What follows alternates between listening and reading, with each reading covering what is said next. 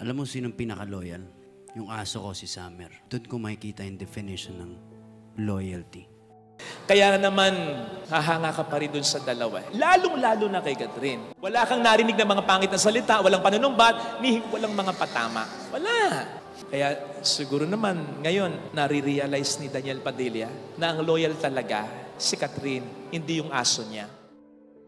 Viral ngayon sa social media ang homily ng isang pari na si Father Joseph Fidel dahil nagbigay ito ng kapupulutang aral mula sa hiwalayan ng ex-couple na sina Catherine Bernardo at Daniel Padilla. Hanggang ngayon ay hirap pa rin tanggapin ng mga avid fan ng dalawa ang tuluyan nilang paghihiwalay makalipas ang 11 taon nilang relasyon.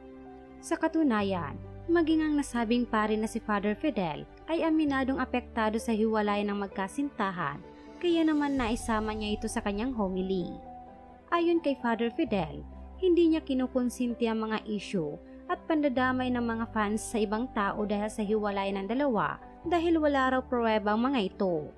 Gayunpaman, alam niya raw na mabigat ang pinag-ugatan ng hiwalayan dahil hindi raw basta-basta isasantabi na lang ng dalawa ang 11 years nilang pinagsamahan kung hindi malalim ang dahilan ng mga ito.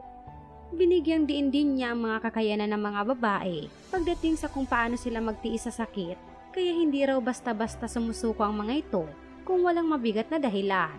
Pahayag ni Father Fidel, iba ang tolerance nila sa pain, kaya ang babae, hindi basta-basta mag-give up yan kung hindi matindi ang dahilan. Lalong-lalo na yung matinong babae, matinong asawa, matinong girlfriend, matinong ina. Hindi basta-basta mag-give up yan. O mag-give up man yan, matagal nang lumalaban yan, napagod na lang. Kaya nga may kasabihan tayo, kapag ang babae ang umayaw, ayawan na talaga. Hindi ibig sabihin ayaw na niya, kundi dahil wala na siyang ibibigay pa kasi inubos mo na. Kaya kahit gusto pa niya, wala na kasi sinaid mo na siya. At ang makakasaid, yung matinding pagkakasala na paulit-ulit na. Sinabi rin ni Father Fidel na totoong walang perpektong relasyon dahil wala umanong perpektong tao. Ngunit kung iingatan daw ang isang relasyon, hindi imposibleng magiging hanggang dulo ito. Kaya sana raw ang kasalanan ay hindi ukitin, kundi burahin para sa mas magandang pagsasama. Samantala, binigyan pansin niya rin ang respetong ibinigay umano ni Catherine kay Daniel sa kabila ng kanilang hiwalayan dahil wala raw itong paninira o masasakit na salitang binitawan sa kanyang statement laban sa boyfriend.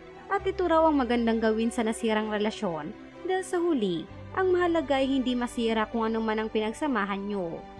Mga pahayag pa ni Father Fidel sa dulo ng kanyang homily.